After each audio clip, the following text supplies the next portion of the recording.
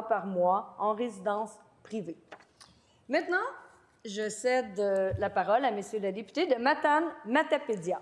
Merci, Madame la Présidente. Fidèle à mon habitude, je vais y aller comme ça, sans note, uniquement avec la perception que j'ai et aussi dans les faits, ce que ça représente dans ma région et au Québec, ce budget. Rappelons qu'un budget, c'est un moment important. C'est la consacration de la gestion d'un gouvernement et de ses priorités. Le gouvernement a des choix à faire. Il doit protéger les plus vulnérables, il doit préserver l'avenir, il doit être bien conscient des entrées et aussi des dépenses. Alors, ça permet de porter un jugement sur ce qui est prioritaire. C'est un des exercices les plus fondamentaux pour connaître les valeurs d'un gouvernement, sa priorisation. Évidemment, il faut reculer un peu pour connaître quel était l'état des finances publiques à l'arrivée de la CAQ en 2018. Le gouvernement avait hérité de milliards de surplus qu'il a bien utilisés et qui lui a permis de faire énormément d'annonces entre 2018 et 2022. Ensuite, réélu en 2022, cette responsabilité fait en sorte également qu'il avait à continuer à faire une gestion qui était optimale des fonds publics. Le gouvernement, tristement, est devenu sa propre compétition. Après un déficit de 11 milliards, c'est maintenant un déficit de 13 milliards. Ça veut dire qu'on dépense beaucoup, beaucoup plus qu'on a des entrées. Et les entrées, c'est l'argent durement gagné des Québécois et des Québécoises à travers leurs impôts et leurs taxes. Comment on est arrivé à une telle situation? Le gouvernement a beaucoup dépensé pour se faire réélire en 2022 et ça lui a souri. Mais après, il faut voir qu'est-ce que ça veut dire pour les générations futures, pour notre endettement, pour les limites que ça pose à l'action qu'on doit poser de façon urgente en éducation, en santé auprès des plus démunis. Et ce gouvernement qui est issu d'une formation politique qui avait comme promesse l'équité entre les générations, la saine gestion des finances publiques, un gouvernement de comptables, finalement est un gouvernement dépensier qui a perdu le contrôle des finances publiques. Voici le contexte dans lequel on est. Je me souviens aussi qu'il n'y a pas si longtemps, pendant la pandémie, le gouvernement a accordé énormément d'aides financières à des entreprises sans jamais se justifier. On ne connaîtra peut-être jamais les raisons et l'ampleur des montants qui ont été accordés. Pourquoi, par exemple, le bijoutier de luxe Burks a obtenu 14 millions de dollars? Ça, c'est 2 fois ce qu'on a accordé aux Kings de Los Angeles pour venir à Québec. Moi, comme parlementaire, je ne le sais pas. Pourquoi on a décidé d'accorder autant d'importance et surtout de financement à une entreprise comme Northvolt? Peut-être qu'on le saura un jour. Et à d'autres projets qui se sont avérés être des aventures qui nous ont coûté très cher collectivement. Malheureusement, le ministre de l'Économie démissionnaire de Terrebonne n'aura jamais à justifier son bilan devant l'électorat. Et c'est la même chose pour le ministre de la Santé qui ne sera pas candidat à la prochaine élection. Mais ce gouvernement sera certainement jugé sur sa gestion des fonds publics. Alors, la responsabilité qu'il a, c'est de nous indiquer pourquoi il a priorisé ceci au lieu de cela et comment il est arrivé à ce taux d'endettement avec les choix qu'il a faits. Ce qu'on risque avec le taux d'endettement, je vais le dire, c'est une décote. Vous avez vu des mouvements au cours des derniers jours de projets d'envergure qui ont été abandonnés ou reportés de façon considérable. Il y en a sur la Côte-Nord, entre autres, je pense au projet de pont sur la rivière Saguenay, entre Tadoussac et Baie-Sainte-Catherine. On parle de 2030. On parle également de l'autoroute 20, la prolongation entre l'Île-Verte et Rimouski dans ma région. Pourquoi on fait ça? Probablement parce qu'il y a des banquiers qui nous disent « on vous observe et on n'est pas sûr que vous êtes sur la bonne voie ».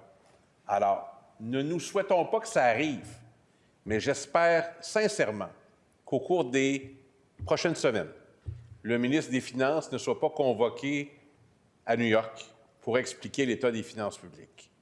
S'il fallait avoir une décote, ça serait très problématique au plan du paiement des intérêts, mais aussi pour notre quotidien comme parlementaire, puis il y aurait un risque réputationnel qui est important. Si je regarde à l'échelle de notre région, celle du Bas-Saint-Laurent, la mienne, les compressions sont réelles. On annonçait encore hier des congédiements de personnes qui sont en première ligne en matière de santé. On parle de fermer l'urgence la nuit à Trois-Pistoles dans les Basques. Déjà, on a coupé des heures à l'urgence de Montjoly dans ma circonscription les samedis et les dimanches. Réno-Région s'est coupé. C'est un programme pour les gens qui gagnent moins de 30 000 par année.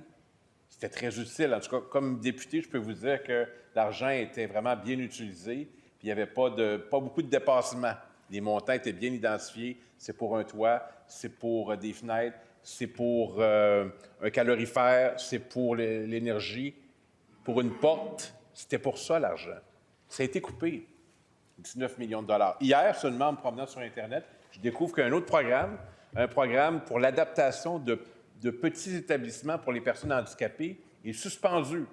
Alors, il faut ajouter celui-là à la liste. Les RPA, il n'y a pas une région qui est plus touchée que le Bas-Saint-Laurent où on se permet d'aller fouiller dans les comptes des aînés pour leur demander de payer davantage, qui n'est pas le contrat initial. Il y en a beaucoup plus au Bas-Saint-Laurent qu'ailleurs. Moi, si j'étais mes collègues du Bas-Saint-Laurent, je ne pourrais pas le vérifier, mais je m'insurgerais de façon considérable dans un caucus. La députée de Rimouski, la députée de Rivière-du-Loup-Témiscouata, puis le député de Côte-du-Sud. J'espère qu'ils demandent des réponses à leur gouvernement, puis oui, à leur gouvernement, parce que moi, là, Santé Québec, là, il n'y a personne qui les a élus. La CAQ, oui. Ils ont des réponses à donner. Et c'est important, ça touche le monde. Les compressions sont également en éducation, en enseignement supérieur. On n'achète plus de livres au cégep de Rimouski, puis on n'achète plus de livres au cégep de Matane, puis au CEMEC dans la Matapédia. Ça m'est confirmé. On ne fait plus de travaux de rénovation non plus. Des plans de développement non plus, dans des petits cégeps qui en ont bien besoin.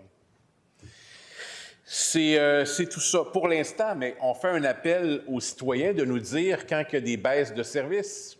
D'ailleurs, l'ex-ministre Daniel Mécan avait annoncé la fin de l'omerta en santé. Il a dit au personnel, en tout cas par médias interposés, si vous avez des choses à dire, dites-nous-le. Bien, je lance le même appel. Si des gens du domaine de la santé ou de tout autre réseau ont des informations à nous communiquer, à moi ou à d'autres parlementaires, qu'ils le fassent en toute impunité. Et je m'engage à maintenir leur confidentialité. Certains le font avec crainte. Ils doivent continuer de le faire. Parfois, ça nous permet d'intervenir en amont pour informer le gouvernement de ce qu'il s'apprête à faire, qui est problématique. Madame la Présidente, les députés ne sont pas tous pareils. Des fois, on entend ça. Et il y a des sensibilités qui comptent à des moments clés. Quand le caucus de la CAQ a décidé qu'on allait augmenter les salaires des députés, c'est de là que ça origine. Je me souviens des appels du leader du gouvernement. Ça nous prend ça. Nous, on n'avait rien demandé. On a voté contre le projet de loi, puis on a décidé de ne pas prendre l'augmentation de salaire, pas plus que ce qu'on donnait aux employés du secteur public. Ce qui fait en sorte que votre humble serviteur remet 40 000 dans ce mandat à 3 organismes communautaires de sa circonscription pour faire en sorte que des gens qui ont besoin de se faire rembourser des frais de santé à Québec, Lévis ou Montréal puissent l'avoir. 40 000 2 chèques de 20 000 que j'ai fait de mon compte personnel. Cette sensibilité-là, elle est réelle. On ne peut pas côtoyer nos concitoyens qui vivent l'augmentation des denrées, du coût de la vie, du logement, et nous s'auto-voter une augmentation. Bien, les députés de la CAQ l'ont fait. Et il n'y en a pas beaucoup qui se sont félicités de ça sur leurs réseaux sociaux. Un peu à l'image de ce qui s'est passé avec Stablex, où à peu près aucun parlementaire a dit « Je suis fier de la loi que j'ai votée ». Ça, c'est 2 lois qui n'ont pas fait l'objet de beaucoup de publications sur les réseaux sociaux, Madame la Présidente, je vous le garantis. Donc, le budget est dur, mais on n'a pas tout le portrait encore des compressions à venir. Même Santé Québec ne le sait pas. Même au C3S du Bas-Saint-Laurent, le conseil d'administration n'est pas au courant. Et le directeur général non plus. Il attend les indications. De qui? De la PDG, du ministre, qui il relativise les choses. Quand c'est médiatisé, il peut se permettre de dire « Je ne suis pas d'accord avec Santé Québec ». Ah oui? Vous intervenez, M. le ministre, là-dedans? Dans d'autres cas, il laisse aller. Puis dans le cas de ma région, il est plus intervenu pour le dossier de Trois-Pistoles que le dossier de Montjoly. Sûrement une coïncidence. Alors, il en demeure pour moi que tout le monde est responsable en acceptant le poste de ministre. On est responsable de la gestion, et heureusement. Parce que sinon, c'est une déresponsabilisation. Et quant à Santé Québec, c'est toujours le ministre qui devra répondre. jusqu'à la fin de son mandat. Sur la question de la rigueur, qu'est-ce qui empêchait le gouvernement d'honorer son engagement d'implanter un directeur parlementaire du budget qui nous permet d'avoir une vision plus précise de l'état des finances publiques en toutes circonstances? On pourrait même prendre des mandats pour vérifier des choses. Par exemple, qu'est-ce qui me permet de savoir sur quelle base s'est fait les calculs de dépenses? Le gouvernement a mis sur 10 de barrière tarifaire, ça pourrait être plus.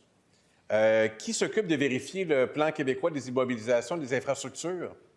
Il y a beaucoup de choses, mais ça devient un stationnement. Comment vérifier ce qui est vraiment prioritaire, l'état d'avancement des projets? Moi, ça m'importe beaucoup, parce que j'en ai dans ma circonscription, mais j'en ai d'autres aussi que je surveille au Québec. Si c'est prioritaire, c'est prioritaire. Si tout est prioritaire une fois que c'est envoyé là, bien, il n'y a pas vraiment de priorité, c'est juste la communication politique. Moi, ça me préoccupe certainement. Les choix à faire pour l'avenir. Bien, écoutez, le ministre des Finances, à 13 milliards, trouve que tout est sous contrôle. D'accord, mais ça prendrait quoi pour l'ébranler, là? 13 milliards, c'est considérable. C'est beaucoup d'argent et ça nous enlève la liberté pour intervenir où on le souhaiterait. Et le gouvernement considère qu'il fait les bons choix pour la population. Je lui suggère bien humblement une mesure récente et indépendante. Angus Reid a analysé la popularité des premiers ministres partout au Canada, qui sont tous pris avec les mêmes contraintes, les menaces américaines et avoir passé une pandémie. Donc, il n'y a pas de microclimat au Québec. Bien, le premier ministre du Québec est le premier ministre canadien le moins appuyé par sa population. Une conséquence des mauvais choix. Angus Reid, la semaine dernière, ça dit quelque chose sur le fait que ce n'est pas les bons choix. Donc, les besoins sont exprimés par les parlementaires de l'opposition. Ils sont exprimés, j'en suis convaincu, par les parlementaires gouvernementaux qui ont une tribune et un accès pour le faire dans leurs instances, et je suis convaincu qu'ils le font, par des groupes qui représentent la société. D'ailleurs, souvent, le gouvernement rejette la main en disant « c'est un syndicat, par exemple ». Syndicat, c'est quoi? C'est un regroupement, par exemple, d'éducatrices en CPE, c'est des travailleurs d'usine, c'est des employés de la fonction publique. C'est quoi cette façon d'ostraciser des travailleurs en disant « c'est un syndicat ». Moi-même, je dis les travailleurs. J'ai toujours parlé comme ça. Bien, c'est du monde qui habite les circonscriptions des collègues, puis qui ont le droit d'être représentés, puis qui ont des droits, et qui sont aussi importants que quiconque. Puis encore plus dans le sens qu'il y a une relation avec l'État, il y a un contrat. Donc, il faut prendre soin de nos employés, puis on est capable d'avoir des échanges en disant « voici notre marge de manœuvre, voici les comparaisons qu'on fait, voici, par exemple, des avantages qu'on vous propose ». Puis quand on rend ça transparent, les gens sont capables de juger, mais ultimement, il y a une négociation, puis les gens signent ou pas à un moment qui leur importe. Alors, quelle est la suite pour ce budget? On va voter contre parce que